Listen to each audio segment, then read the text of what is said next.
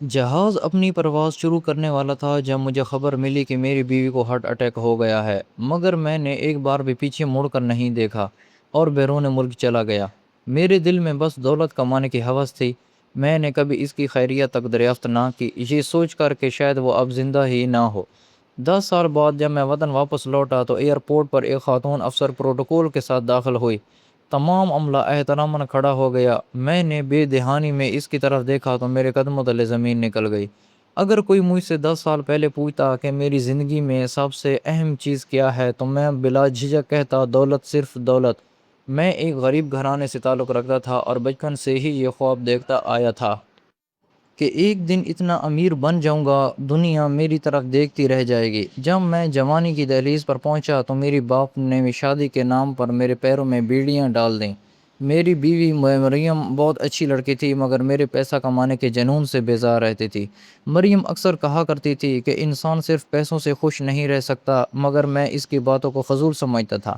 میری نظر میں محبت، احساسات اور رشتے سب اس وقت اچھے لگتے تھے جب جیب خالی نہ ہو۔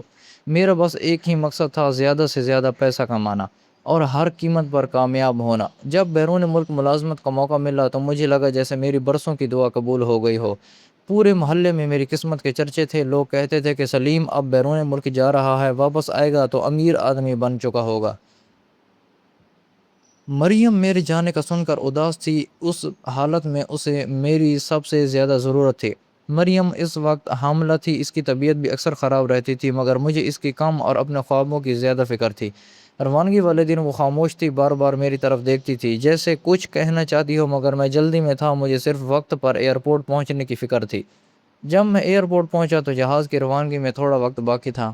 اسی دوران میرے موبائل پر کال آئی۔ دوسری طرف میرے سسر تھے۔ ان کی آواز بری طرح کانپ رہی تھی۔ انہوں نے کہا، سلیم فوراً واپس آ جاؤ، مریم کو ہارٹ اٹیک ہوا ہے، وہ اسپتال میں ہے، ڈاکٹر کچھ نہیں کہہ رہے، تم فوراً آ جاؤ۔ چند لمحوں کے لیے میرے قدم رک گئے۔ دل کے کسی کونے سے آواز آئی کہ واپس چلا جاؤں، مگر پھر جہاز میں سوار ہونے کا اعلان ہوا اور میں نے دل سخت کر لیا۔ میں نے سوچا اگر آج یہ موقع کھو دیا تو شاید دوبارہ کبھی نہ ملے۔ اگر مریم زندہ رہی تو بعد میں دیکھ لوں گا، اور اگر نہیں رہی تو قسمت کے لکھا تھا۔ میں نے فون بند کیا اور جہاز میں سوار ہو گیا۔ اس وقت مجھے اندازہ نہیں تھا کہ میں صرف ایک ملک نہیں بلکہ اپنی پوری زندگی سے دور جا رہا ہوں۔ دبئی پہنچنے کے بعد میں کام میں ایسا مصروف ہوا کہ آہستہ آہستہ ہر چیز بھولتا گیا۔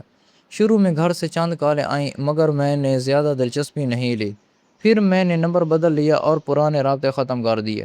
میں نے کبھی یہ جاننے کی کوشش نہ کی کہ مریم زندہ ہے یا مر گئی ہے، میرا بچہ دنیا میں آیا یا نہیں۔ میں نے خود ہی فرض کر لیا کہ شاید سب کچھ ختم ہو چکا ہے اور مجھے اب صرف اپنے مستقبل پر توجہ دینی چاہیے۔ سال گزرتے گئے، میں ایک کمپنی سے دوسری کمپنی میں جاتا رہا، میری تنخواہ بڑھتی گئی، بینک بیلنس بڑھتا گیا، میرے پاس گاڑیاں آ گئی، جائیداد آ گئی، آسائشیں آ گئی، مگر عجیب بات یہ تھی کہ خوشی کہیں نہیں تھی۔ رات کو بڑے سے فلیٹ میں اکیلا بیٹھتا تو خاموشی مجھے کاٹنے کو دوڑتی، مگر میں خود کو یہ کہہ کر تسلی دے دیتا کہ کامیابی کی قیمت تنہائی ہوتی ہے۔ وقت تیزی سے گزرتا رہا اور دیکھتے ہی دیکھتے 10 سال گزر گئے۔ اب میرے پاس وہ سب کچھ تھا جس کا میں نے خواب دیکھا تھا، مگر کوئی اپنا نہیں تھا۔ ایک دن اچانک دل میں خیال آیا کہ وطن واپس جانا چاہیے۔ شاید عمر کے ساتھ انسان بدل جاتا ہے یا شاید ضمیر دیر سے جاگتا ہے۔ میں نے اپنا کام سمیٹا اور پاکستان واپسی کا فیصلہ کر لیا۔ جہاز میں بیٹھا تو کئی سال بعد پہلی بار مریم یاد آئی۔ میں سوچنے لگا اگر وہ زندہ ہوئی تو کیسی ہوگی؟ شاید اس نے دوسری شادی کر لی ہو، شاید وہ اب مجھے یاد بھی نہ کرتی ہو، شاید وہ واقعی اس دن مر گئی ہو۔ پھر میں نے سر جھٹک دیا اور کھڑکی سے باہر دیکھنے لگا۔ جب جہاز کراچی ایئرپورٹ پر اترا تو میرے دل میں عجیب سی بے چینی تھی۔ میں امیگریشن کی طرف جا رہا تھا کہ اچانک پورے حال میں غیر معمولی سرگرمی شروع ہو گئی۔ سیکیورٹی اہلکار ایک طرف جمع ہونے لگے، کئی افسر تیزی سے دروازے کی طرف بڑھے، عملے کے لوگ احترام سے سیدھے کھڑے ہو گئے۔ میں نے سوچا کوئی بہت بڑی سرکاری شخصیت آ رہی ہے۔ اتنے میں ایک خاتون اندر داخل ہوئیں، ان کے ساتھ کئی افسران تھے۔ ان کی شخصیت میں عجیب وقار تھا، لوگ انہیں احترام سے راستہ دے رہے تھے۔ میں نے بے دہانی میں ان کی طرف دیکھا مگر اگلے ہی لمحے میرے قدموں تلے زمین نکل گئی۔ میرے ہاتھ سے بیگ تقریباً گر گیا، میرا دل زور سے دھڑکا کیونکہ وہ مریم تھی۔ ہاں وہ مریم ہی تھی، مگر وہ مریم نہیں تھی جسے میں 10 سال پہلے چھوڑ کر گیا تھا۔ اس کے چہرے پر اعتماد تھا، آنکھوں میں طاقت تھی، اس کی چال میں ایسا وقار تھا کہ ہر شخص متاثر ہو رہا تھا۔ میں حیرت سے اسے دیکھتا رہ گیا۔ وہ میرے قریب سے گزری مگر اس نے میری طرف دیکھا تک نہیں، جیسے میں کوئی اجنبی ہوں، جیسے وہ مجھے جانتی ہی نہ ہو۔ میں بے اختیار اس کے پیچھے چل پڑا۔ قریب کھڑے ایک افسر سے پوچھا، یہ کون ہے؟ اس نے حیرت سے میری طرف دیکھا اور بولا، آپ انہیں نہیں جانتے؟ یہ مریم سلیم ہے، ملک کی معروف افسر، حال ہی میں انہیں ایک نہایت اہم قومی عہدے پر تعینات کیا گیا ہے۔ میرے کانوں میں صرف ایک لفظ گونج رہا تھا، مریم سلیم، یعنی اس نے آج تک میرا نام اپنے نام سے الگ نہیں کیا تھا۔ میری آنکھوں کے سامنے ماضی گھومنے لگا، وہ لڑکی جو میری راہ دیکھتی تھی، جو میرے لیے دعائیں کرتی تھی، جسے میں اسپتال میں چھوڑ کر دولت کے پیچھے بھاگ گیا تھا۔ میں نے ہمت کر کے اس کا نام پکارا، مریم۔ وہ رک گئی، آہستہ سے پلٹی، اس کی نظریں مجھ پر پڑیں۔ چند لمحے وہ خاموشی سے مجھے دیکھتی رہی، مگر اس کے چہرے پر نہ حیرت تھی، نہ خوشی، نہ غصہ، صرف ایک ٹھنڈی سی خاموشی تھی۔ پھر وہ بولی، آپ واپس آ گئے؟ اس ایک جملے نے میرے دل کو چیر کر رکھ دیا۔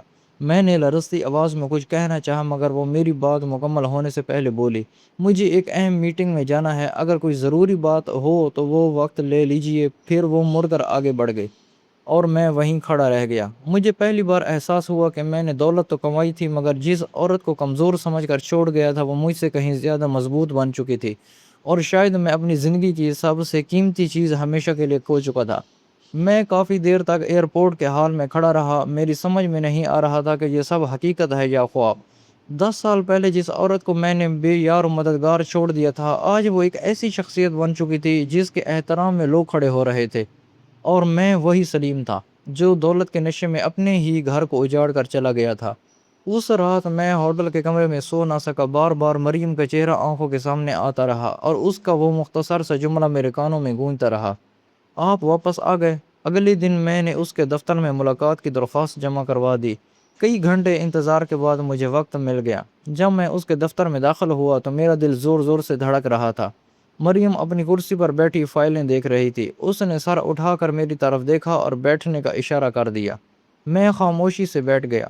کچھ لمحے خاموشی رہی، پھر میں نے دھیمی آواز میں کہا، مریم مجھے معاف کر دو۔ اس نے میری طرف دیکھا اور ہلکی سی مسکراہٹ اس کے ہونٹے پر آئی، مگر وہ مسکراہٹ خوشی کی نہیں تھی، اس میں برسوں کی تلخی چھپی ہوئی تھی۔ وہ بولی، معاف کر دوں؟ کس بات کے لیے؟ اس بات کے لیے کہ جب مجھے ہارٹ اٹیک ہوا تو تم نے ایک بار بھی مڑ کر نہیں دیکھا، یا اس بات کے لیے کہ تم نے 10 سال تک یہ جاننے کی کوشش نہیں کی کہ میں زندہ ہوں یا مر گئی ہوں، یا اس بات کے لیے کہ تم نے اپنے بچے کے بارے میں کبھی پوچھا تک نہیں؟ میرے پاس ان سوالوں کا کوئی جواب نہیں تھا۔ میری نظریں جھک گئی۔ مریم نے کرسی سے ٹیک لگائی اور بولی، تم جاننا چاہتے ہو نا تمہارے جانے کے بعد کیا ہوا تھا؟ تو سنو۔ اس دن میں واقعی موت کے بہت قریب پہنچ گئی تھی۔ ڈاکٹروں نے بڑی مشکل سے میری جان بچائی۔ جب مجھے ہوش آیا تو سب سے پہلے تمہارے بارے میں پوچھا، مگر معلوم ہوا کہ تم جا چکے ہو۔ کئی مہینے تک میں تمہارا انتظار کرتی رہی، ہر دروازے کی آواز پر مجھے لگتا تم آ گئے ہو، مگر تم نہیں آئے۔ پھر میرا بیٹا پیدا ہوا اور میں نے فیصلہ کیا کہ اب میں کسی کا انتظار نہیں کروں گی، میں اپنی زندگی خود بناؤں گی۔ میری آنکھوں سے آنسو بہنے لگے۔ وہ بولتی رہی، شروع میں بہت مشکل تھی، لوگ تانے دیتے تھے، کہتے تھے شوہر چھوڑ کر چلا گیا ہے، مگر میں نے ہمت نہیں ہاری۔ میں نے اپنی تعلیم مکمل کی، مقابلے کے امتحان دیے، دن رات محنت کی اور آخر کار کامیاب ہو گئی۔ میرا بیٹا میری طاقت بن گیا۔ جب بھی میں تھک جاتی وہ میرا حوصلہ بڑھاتا تھا۔ آج میں جس مقام پر ہوں وہاں پہنچنے میں مجھے 10 سال لگے ہیں، اور ان 10 سالوں میں نے ایک دن بھی تم پر بھروسہ نہیں کیا، کیونکہ تم اس قابل ہی نہیں تھے۔ اس کی ہر بات میرے دل پر ہتھوڑے کی طرح لگ رہی تھی۔ میں نے کانپتی ہوئی آواز میں پوچھا، میرا بیٹا کہاں ہے؟ مریم چند لمحے خاموش رہی، پھر اس نے ٹیبل پر رکھی ایک تصویر میری طرف بڑھا دی۔ تصویر میں ایک لڑکا کھڑا تھا، روشن چہرہ اور آنکھوں میں اعتماد۔ تصویر کو دیکھتا رہ گیا۔ مریم بولی، اس کا نام احد ہے۔ حیرت سے تصویر کو دیکھا، میری آنکھوں میں آنسو آ گئے۔ میں نے سر جھکا لیا۔ مریم نے پہلی بار نرم لہجے میں کہا، سلیم، انسان غلطی کرتا ہے مگر کچھ غلطیاں ایسی ہوتی ہیں جن کا نقصان ساری زندگی ختم نہیں ہوتا۔ تم نے صرف مجھے نہیں چھوڑا تھا، تم نے اپنے بچے کو بھی باپ کی محبت سے محروم کر دیا تھا۔ میں نے کہا، کیا میں اس سے مل سکتا ہوں؟ مریم نے چند لمحے سوچا، پھر بولی، فیصلہ میں نہیں، وہ کرے گا۔ اگر وہ تم سے ملنا چاہے تو ضرور مل لینا۔ چند دن بعد میری ملاقات احد سے ہوئی۔ میری سامنے بیٹھ گیا۔ اس کے چہرے میں مجھے اپنی جھلک نظر آ رہی تھی، مگر اس کی آنکھیں مریم جیسی تھیں۔ میں نے بھرائی ہوئی آواز میں کہا، بیٹا، اس نے فوراً کہا۔ مجھے بیٹا مت کہیے، یہ لفظ صرف رشتے نہیں ذمہ داری سے ملتا ہے، اور آپ نے کبھی وہ ذمہ داری نبھائی ہی نہیں۔ میں خاموش ہو گیا۔ اس نے کہا، آپ جانتے ہیں میں جب اسکول میں فادر ڈے منایا جاتا تھا تو میں سب سے زیادہ بیمار ہونے کا بہانہ بناتا تھا، کیونکہ میرے پاس کوئی باپ نہیں تھا۔ جب بچے اپنے والد کے ساتھ تصویریں بنواتے تھے تو میں گھر آ کر روتا تھا، مگر میری ماں نے کبھی مجھے کمزور نہیں ہونے دیا۔ وہ 10 سالہ بچہ اپنی عمر سے بڑا لگ رہا تھا۔ حالات نے اسے بچپنا چھین لیا تھا۔ میری آنکھوں سے آنسو بہنے لگے۔ میں نے کہا، میں جانتا ہوں میں قصوروار ہوں، مگر کیا مجھے ایک موقع مل سکتا ہے؟ احد نے کافی دیر خاموش رہنے کے بعد کہا، میں آپ سے نفرت نہیں کرتا، کیونکہ میری ماں نے مجھے نفرت کرنا نہیں سکھایا، لیکن میں آپ کو فوراً اپنا باپ بھی نہیں مان سکتا۔ وقت لگے گا، شاید بہت زیادہ وقت۔ یہ کہہ کر وہ اٹھا اور ڈرائیور کے ساتھ چلا گیا، مگر جاتے جاتے پہلی بار اس نے میری طرف دیکھ کر کہا، اپنا خیال رکھیے۔ اس ایک جملے نے میرے دل میں امید کی ایک چھوٹی سی کرن پیدا کر دی۔ آنے والے مہینوں میں آہستہ آہستہ اپنی غلطیوں کا بوجھ اٹھاتا رہا۔ میں نے دولت کمائی تھی، مگر اب سمجھ آیا کہ اصل دولت رشتے ہوتے ہیں۔ میں نے مریم سے دوبارہ کسی تعلق کی ضد نہیں کی، کیونکہ میں جانتا تھا کہ میں اس حق سے محروم ہو چکا ہوں۔ البتہ میں نے اپنی باقی زندگی ان دونوں کی مدد کرنے اور اپنی غلطیوں کا ازالہ کرنے میں گزارنے کا فیصلہ کر لیا۔